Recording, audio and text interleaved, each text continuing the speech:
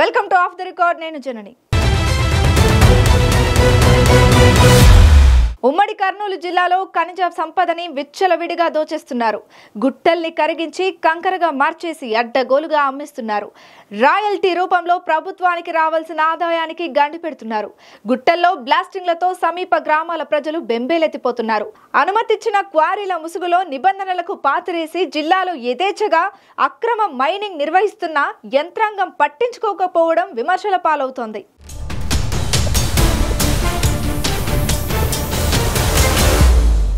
అడ్డగోలుగా గుట్టల్ని తవ్వేస్తున్నారు. భయపెట్టేలా బ్లాస్టింగ్ చేస్తున్నారు.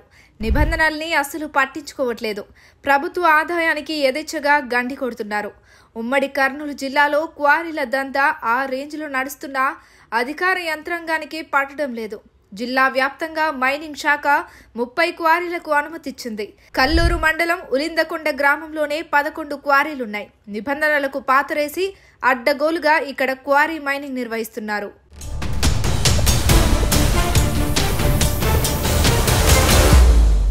నిబంధనలకు విరుద్ధంగా బ్లాస్టింగ్లు చేస్తూ రెవెన్యూ భూములతో పాటు అటవీ ప్రాంతంలోని గుట్టలను కూడా తవ్విస్తున్నారనే విమర్శలున్నాయి. 100 అడుగుల లోతు బ్లాస్టింగ్ చేస్తూ గుట్టల్ని కొల్లగొడుతున్నారు. దాంతో భూమిలో చీలికలు ఏర్పడి సమీప గ్రామాల్లోని ఇండ్లు దెబ్బతింటున్నాయి. ఈ క్వారీల మైనింగ్ తో స్థానిక ప్రజలు ఎంతో ఇబ్బంది పడుతున్నారు.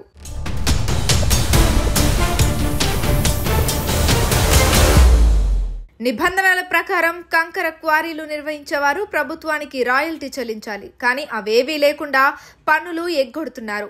జీఎస్టీని కూడా చెల్లించట్లేదు. స్థానిక పంచాయతీలకు కూడా 3% రెస్సు రూపంలో చెల్లించి గ్రామాభివృద్ధికి తోడ్పడాలి. కానీ ఇది కూడా చెల్లించకపోవడంతో గ్రామ పంచాయతీలు ఏటా లక్షల ఆదాయం కోల్పోతున్నాయి. గనుల శాఖ ద్వారా వచ్చే ఆదాయానికి 4 రెట్లు అక్రమ తవ్వకాలతో ప్రభుత్వం నష్టపోతోందనే వాదనలున్నాయి.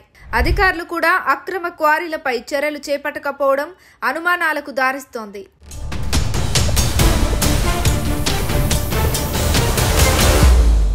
ఓ క్వారీకి అనుమతి పొందిన తరువాత కేవలం 2 నుంచి 5 అడుగుల లోతు మాత్రమే ఓపెన్ బ్లాస్టింగ్ కు అవకాశం ఉంటుంది. కానీ ఇక్కడ నిబంధనలకు విరుద్ధంగా 100 అడుగుల లోతు వరకు బ్లాస్టింగ్ చేశారు.